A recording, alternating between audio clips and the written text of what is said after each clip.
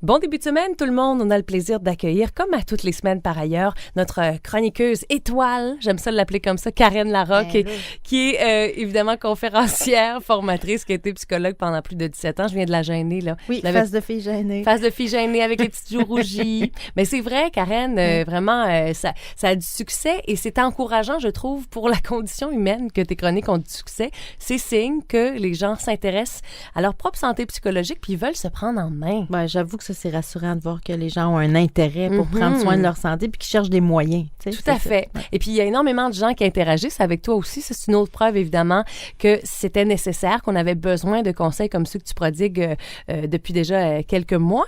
Et puis, il y a beaucoup de gens qui vont te voir après des formations, notamment, et qui te partagent le fait qu'ils sont indécis, sont en réflexion par rapport à une situation, qui ne savent pas trop s'ils doivent quitter la situation, ils ne savent pas trop comment faire un choix.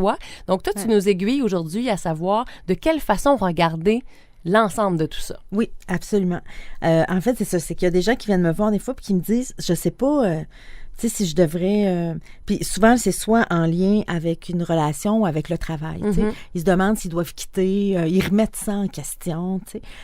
Bien, première chose, quand on se met à remettre en question une situation comme ça, déjà, c'est le symptôme de quelque chose. Tu sais. Ouais. C'est le symptôme que dans cette situation-là, soit dans cette relation-là ou dans ce travail-là, il y a clairement quelque chose qui ne nous convient pas. On n'est pas pleinement satisfait. Oui, il y a quelque chose qui ne va pas, puis ça demande un ajustement pour devenir satisfait. Dans le fond, il faudrait faire un move. Tu sais. La première question à se poser, c'est ben, dans le fond, ce serait de clarifier c'est quoi qui me manque. Oui. C'est quoi qui me manque, ou c'est quoi qui m'insatisfait là-dedans. Puis, bon, fait que prendre le temps de nommer qu'est-ce qui me convient pas et me poser la question, j'ai-tu essayé quelque chose? Tu sais, j'ai-tu tenté quelque chose? Tu sais, c'est comme la première question à se poser. Des fois, cette remise en questionnement-là, des fois, elle peut disparaître rapidement. Tu sais, des fois, on a remis en question parce que, tu sais, des fois, on est plus fatigué ou on est plus irritable, puis on remet en question pendant 2-3 jours, puis après ça, on fait comme... Le cycle hormonal. Okay, c'est ça. Il y a toutes sortes d'affaires qui peuvent faire qu'on remet en question, puis que, dans le fond, tu sais, ça se place tout seul. Mais si ça revient régulièrement, ou si ça fait plusieurs semaines que je suis dans cette remise... Oui, qu'on est dans cette remise en question-là, bien, c'est qu'il y a quelque chose d'important qui se passe. T'sais. Fait que là, ça vaut la peine de regarder puis s'enligner pour pouvoir prendre une décision, c'est ça. Fait qu'évidemment, si j'ai essayé des affaires puis ça ne change pas puis je continue de remettre en question, souvent, ce que les gens, ils me disent, c'est... Mais en fait, souvent, les gens, ils mettent l'attention sur la peur des conséquences de partir. Tu sais, souvent, ils se disent, mais là, tu sais, mais je peux pas partir ou je peux pas quitter cette relation-là ou je peux pas mettre fin à cette relation-là parce que telle chose, tu sais, parce que... je vais perdre ma maison. Parce que je vais perdre ma maison, parce que faut bien que je travaille, parce que...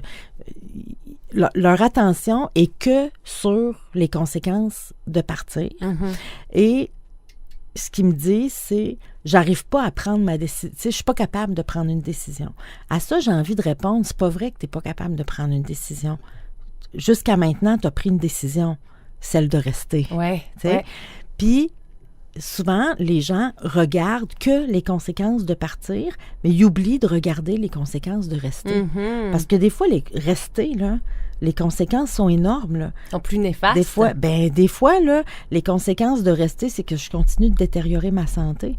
Des fois, les conséquences de rester, c'est que je continue de m'éteindre, que je continue d'être malheureux, que je...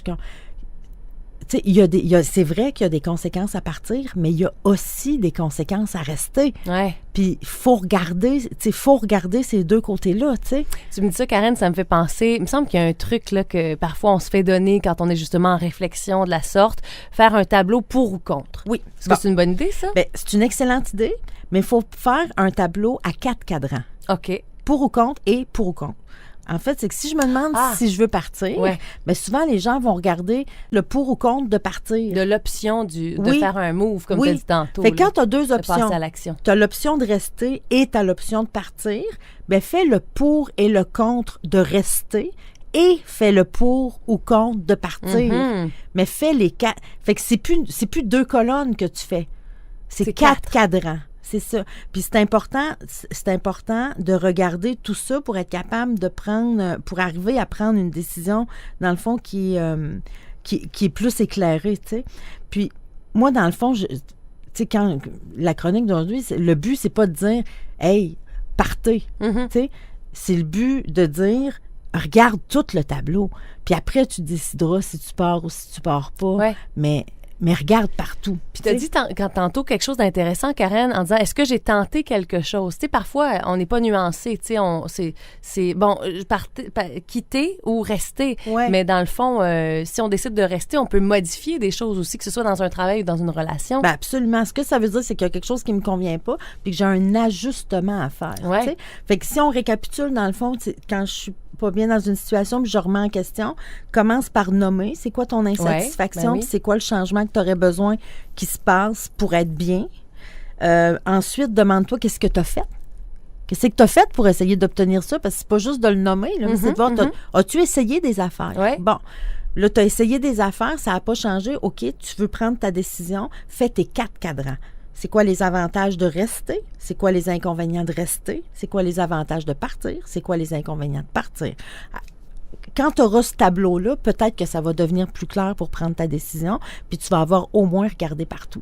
Un autre excellent truc de Karen Larocque qui est avec nous cette semaine et qu'on retrouve lundi prochain. Sinon, entre-temps, simplementhumain.com, c'est le site Internet sur lequel il y a tout ce qui se passe en fait autour de ton activité. Karen, conférences, formations, trucs, chroniques justement qu'on a enregistrés d'ailleurs au préalable ici. Merci beaucoup encore une fois. Plaisir, Stéphanie.